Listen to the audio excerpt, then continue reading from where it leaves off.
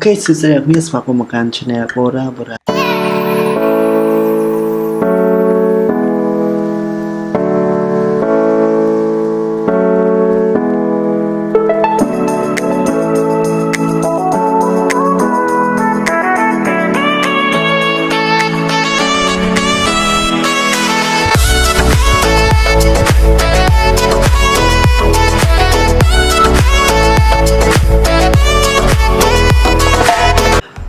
Ok, tôi chỉ đạo các bạn mới video ở một món này tôi dùng thôi video về chạy chia mấy cái đôi chia một tô street mấy cái đôi chia cái reaction cái đôi chia video này cả đã lên cầm san từ căn lời rồi mình than được có lại mấy nhung nằm phơ bằng hai này cái lại đã lên mấy cái đôi chia bằng hai này titan rồi đôi chia plus xong mọi nhạc nha từ dạng sure mình bài out được bạnสำหรับอยากได้มันต้องมันเตอร์จังให้ complete ช่วยคลิก subscribe กันของพ่อนำไปตัวบ้านวิดีโอทุกช่วยปีชแนลบ้านงานนี้ยอมมีวิดีโอมวยแต่จ้องในอย่างปีsecurity ก็โดยเชียสวัสดิภาพในรถยนต์ES รุ่นซีรีส์นำปีปอนดับลำบวนทาตาเวียนเมียงกลมดัดสวัสดิภาพต้นไม้เพียร้อยก็โดยเชียวงสวัสดิภาพก็โดยเชียECU ก็โดยเชียการ control របស់រថយន្តនេះតើវាមាន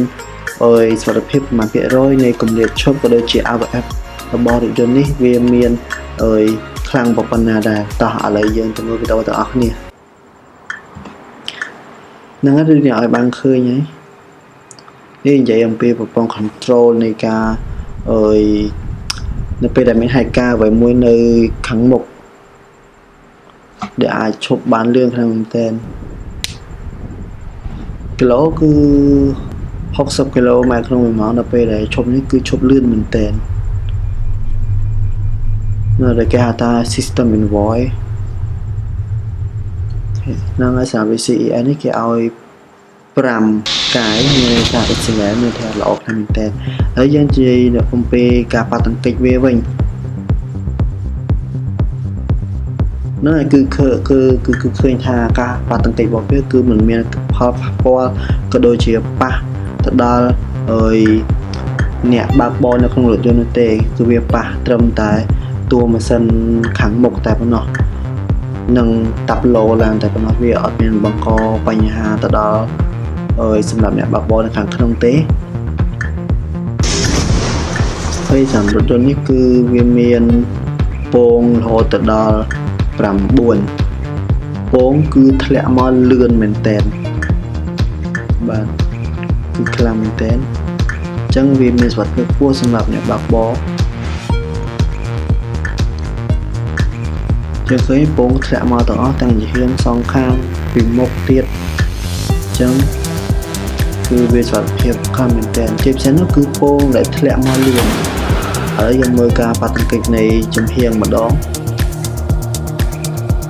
យើងឃើញថាវាមានប៉ះពាល់អីដល់ខាងក្នុងទេនេះឃើញវីដេអូវាមានអីប៉ះពាល់ដល់អ្នកខាងក្នុងទេដោយសារតែពងវាមានsystem control មានន័យថាធ្លាក់លឿនការតម្លាក់ពងគឺលឿនខ្លាំងមែនតើហ្នឹងហើយគឺលឿនខ្លាំងមែនតើអញ្ចឹងវាមិនអាចឲ្យអ្នកខាងក្នុងប៉ះពាល់ទៅដល់សុខភាពអ្នកខាងក្នុងទេហើយមួយទៀតគឺកៅអីរបស់រថយន្តនេះគឺមានភាពរំញោចមានន័យថាពេលដែលបុកថយក្រោយហើយមានរំញោចមកមុខវិញមិនន័យថាវាមកគឺមកទៅអស់ទេវាមានថាវារំញោចមកតិចហើយសម្រាប់រថយន្ត ES series ឆ្នាំ2019របស់ម៉ាក់ Lexus នេះគឺទទួលបានការបន្ទុកនៃសុវត្ថិភាពគឺ Israel មានន័យថាគឺល្អខ្លាំងមែនទែនគឺមានសុវត្ថិភាពខ្លាំងមែនទែនសម្រាប់អ្នកបើកបរអញ្ចឹងវាពិតជាល្អមែនទែនសម្រាប់ការបើកបររបស់យើងសុវត្ថិភាពខ្លាំងមែនទែនប៉ុន្តែចំណុចតម្លៃវាក៏មិនអន់ដែរព្រោះវាជា Series 2019បើយើងនិយាយធៀបជាមួយនឹងToyota វិញ Toyota ក៏មានការប្រែប្រួលច្រើនដែរចំពោះសុវត្ថិភាពរបស់វាក៏ដូចជា system ផ្សេងៗដើម្បី control នៃចលនានៃការឈប់ក៏ដូចជា ABS របស់វាមានលក្ខណៈល្អខ្លាំងមែនទែនដោយសារតែវា update មកជាមួយនឹងគោលការណ៍ថ្មីជាមួយនឹងsystem ថ្មីអញ្ចឹងគេធ្វើមកគឺសម្រាប់មនុស្សទៅអនាគតដើម្បីឲ្យមានសុវត្ថិភាពកាន់តែខ្លាំងនៅពេលដែលមានបញ្ហាប៉ះទង្គិចទៅលើរថយន្តឬក៏ប៉ះទង្គិចដោយយថាហេតុណាមួយនេះគឺមានតែប៉ុណ្្នឹងទេបើសិនជាមានវីដេអូថ្ងៃក្រោយទៀតខ្ញុំនឹង